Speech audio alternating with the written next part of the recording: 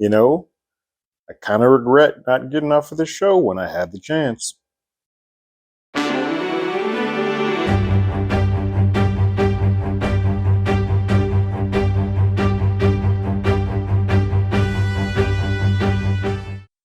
Hello, everyone. Terrence here with Hollywood Already Did It. If you haven't already, go ahead, like, share, subscribe to the channel, leave a comment, ring that bell below. Anytime we have something, you will be among the first to know. So the final episode of Class of '09 is here. It is called Graduation. And I think it would be safe to say that it leaves a little bit to be desired for me. I don't hate it. I do think that it's amazing that a series finale can be both satisfying and underwhelming at the same time. I get what this show is. This show acts as a big morality play. One about AI, but a true morality play about what if you could have control of changing everything about policy or law or whatnot. What would you give up to make that happen? And then in doing so, how much control do you actually honestly have? Like, I get all of this. I get what it's trying to say. Execution of this to go for an 8 episode arc leaves a little bit to be desired. It feels anticlimactic. One, it's only 37 minutes. When we've had 40-minute episodes consistently throughout this series, they're like, oh, well, we don't really have that much else to say. So let's get off this ride. And that's kind of how this feels. I think this could have been done in a 4-5 episode arc and probably felt a little bit more tighter. We could have gotten to those heightened intensity beats easier and had more of a payoff as opposed to having these episodes where it feels slow and melodic. Character-wise, I still don't care about anybody, even when it's all finished. Now, you've actually made me care less about Ord because in the last few episodes, she hasn't been prominent. And in this, she really only complains a little bit, understandably so, but it's really, you've taken any type of motivation of me caring about that one character away. And now I'm just kind of like, oh, this was just an exercise in seeing what if. It's a big what if episode. What if we did this? And then we end up right back where we are. We reset everything and everything goes back to the status quo that it was before. The majority of this last episode called Graduation exists in the present. That's the majority of where they spend their time is. And it picks up right after when Teo got stabbed. After the intruder attacks him, he goes to Poet and tries to look up who is responsible for this. He has the name of the man who actually came and did the stabbing, but they all know that somebody sent him. Somebody made an attempt on his life, hired his guy out. He wants to find out who that is. So they look it up. They try to go to use this system. They try to use the AI to figure out who that is. And it's locked. It's password protected. There are certain people that they can't get access to, that they can't figure out.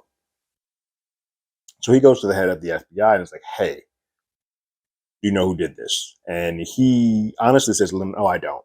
But I think you should stop looking forward because I'm not looking forward to who it is.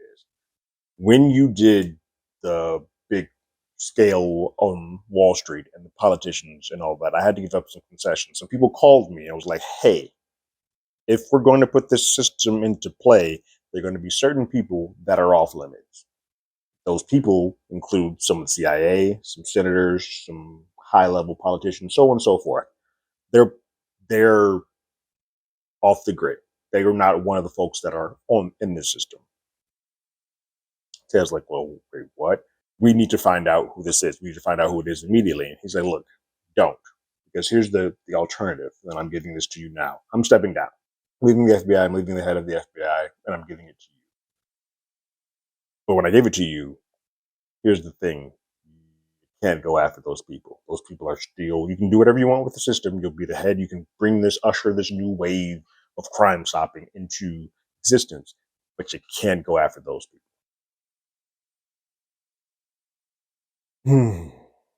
See, that's the problem with this.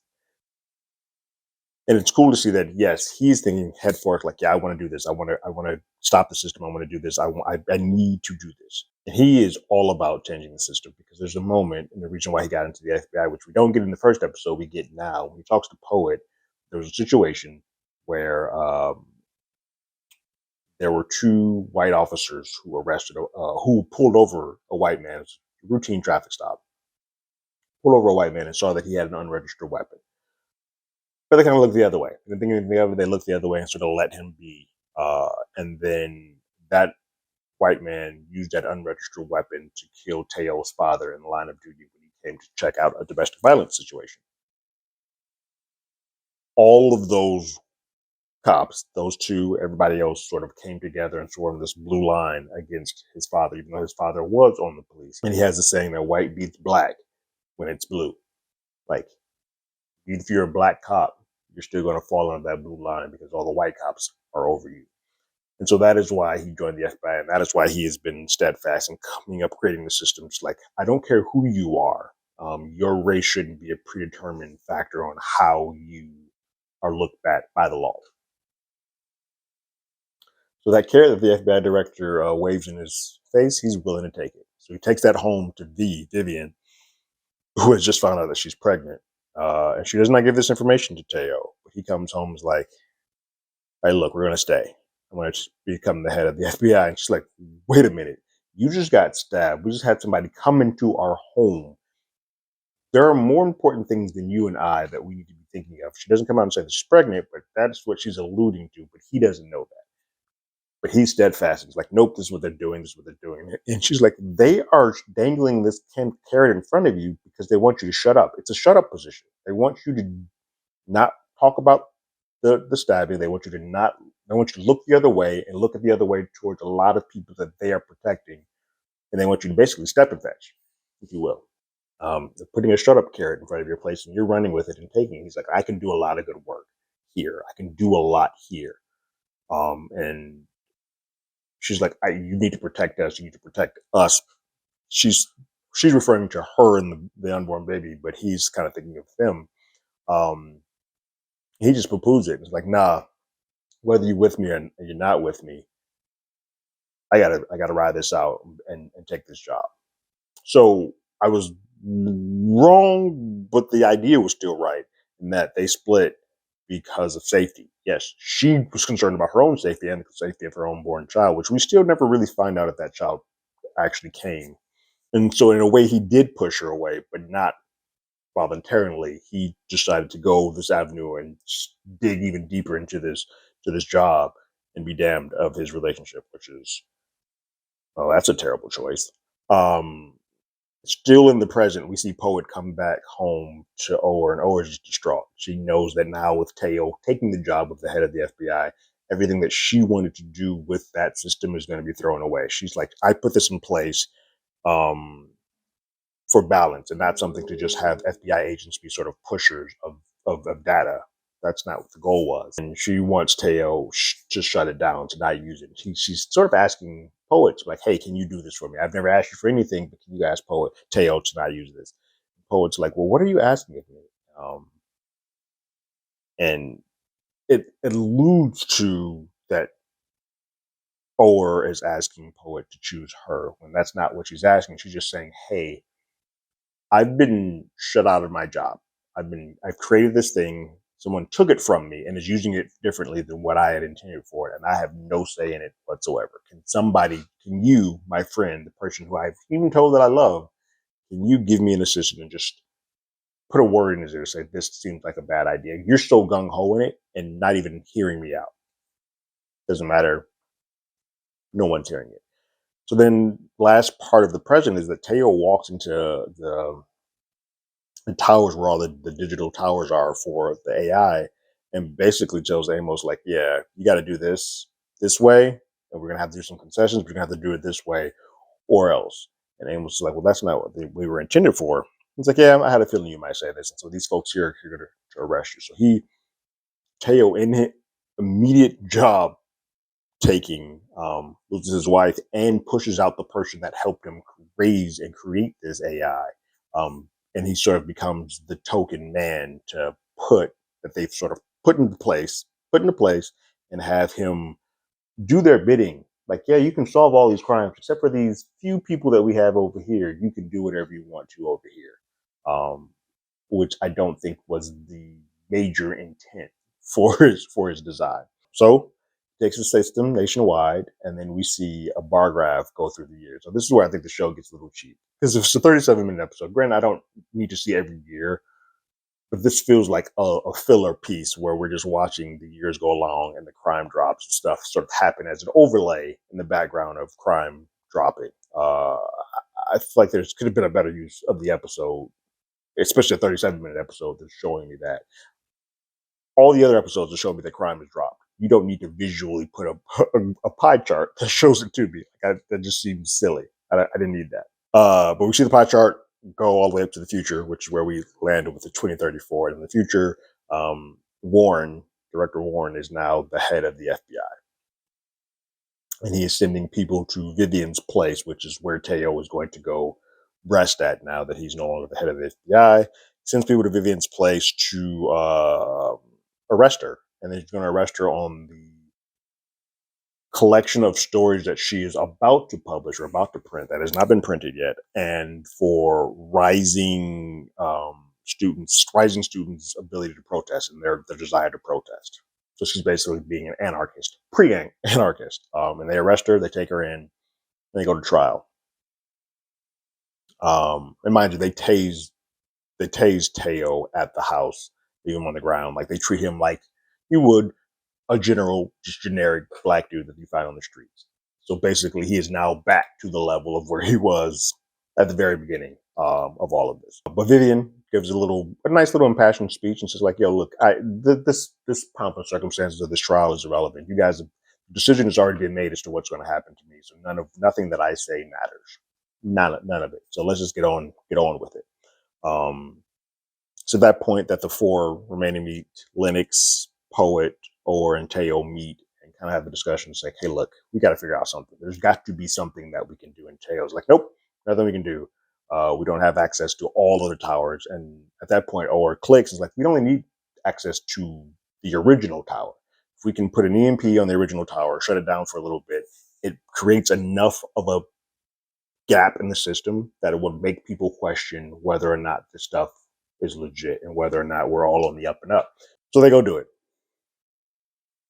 I would like to say that there's a challenge to it. The reason why I said it so easily, they go do it and complete the mission, is because that's pretty much how easy it is. They go to the tower, to the bunker, go underground, put in the EMP, come back out, and are arrested. The end. There's no fight. There's no challenge. There's nobody getting shot at. There's a couple of drones that come by, but they easily evade and EMP those down. Like, there's literally nothing that happens in this high stakes series about AI that takes place. It's all just like, well, that was easy. Cool. They're arrested, and at that point, Warren comes like, "What did you do?" And Teo says, "It's either an unbiased system or it's off."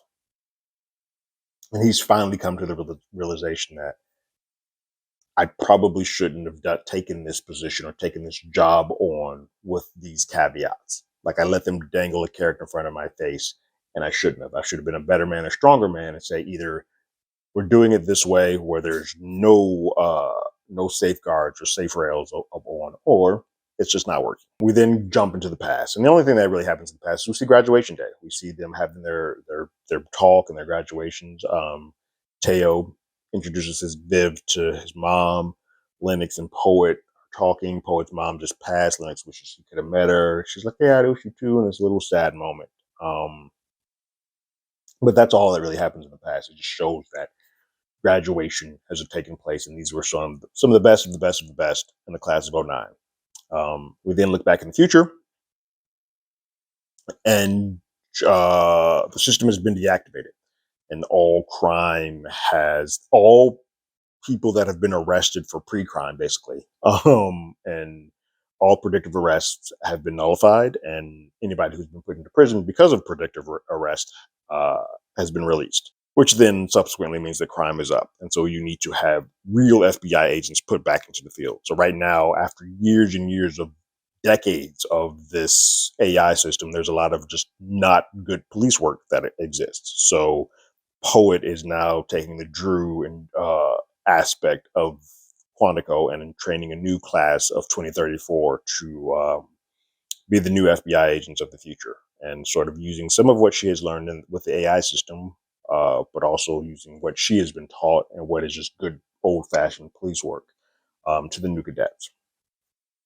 Full circle moment for her. But while that is happening, we get a quick shot of Teo having an interview about the system and what he did and all that.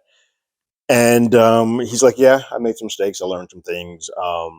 I think the one good thing that you can take from all of this is that there's been a moment, even if but a blip, and as far as time goes, where everybody was considered a suspect. Everyone, and for the first time in life, people found themselves uh, of different colors found themselves on the same side of the people that had shunned or looked down upon them. And if nothing else, that was a start. Clearly,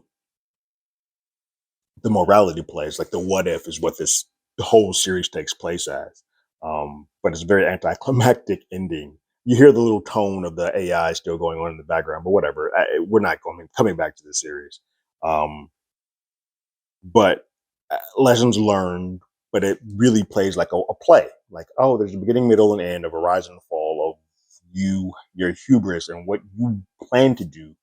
Be damned if anything else. It happens, and then it sort of turns on you. I wish they had made Teo a little smarter, and that he did put something in the back door so he could take control. Like the way that they went into the hub to do this just made this all too easy, made this all too simple, and just didn't make it interesting for a finale episode. Like, yes, it's cool to see them go full circle. It's cool to see Poet teaching Quantico and teaching the new class, and that crime is back on. But it I could have done that in a far less episodes. Like this just wasn't an interesting show to me. And it had a couple of few episodes in there in the middle. I think episodes 6 and 7. Whenever Murphy gets shot, that whole episode sounds terrible. But whenever that happens, that's a good episode. Because there's some intensity to it. This one has no moment, there's no stakes. Everything's so easy for all of these characters. And that just doesn't create for good television. I My instinct was correct, and I should have given up on this. But I pushed through because a lot of you guys are watching, and I appreciate that, and that's why. And I did it for you guys. But this is not a show that I would have continued on had I not been doing it for this show and having some of you folks comment and talk about it. I just wish it was better. It's a good talent. It's good writers. There's a lot of good pieces to it. It just didn't come together to tell a very entertaining show, other than the thought, like, huh, what if? What if a black man took over the FBI and had the idea that everybody was on the same level playing field? What would that do? But even when you do that as a black man, there's going to be a asterisk by it. Somebody's going to have their hand above you to make sure that you're not seeing everybody behind that closet door. And that's the only thing that sort of is, oh, that's a cool little thing to have. It's just not an interesting show to put together. What did you guys think about this final episode of Class of '09 called Graduation? Go leave your thoughts and comments in the comments below. If you haven't already, you can follow us on Twitter at HollywoodADI. You can hit us up on email at HollywoodAlreadyDidIt@gmail.com. We also have a podcast with the same name. That's on Google Podcasts, Spotify, Apple Podcasts, anywhere the place podcasts, we're there. And like always, I got my ticket. You got yours.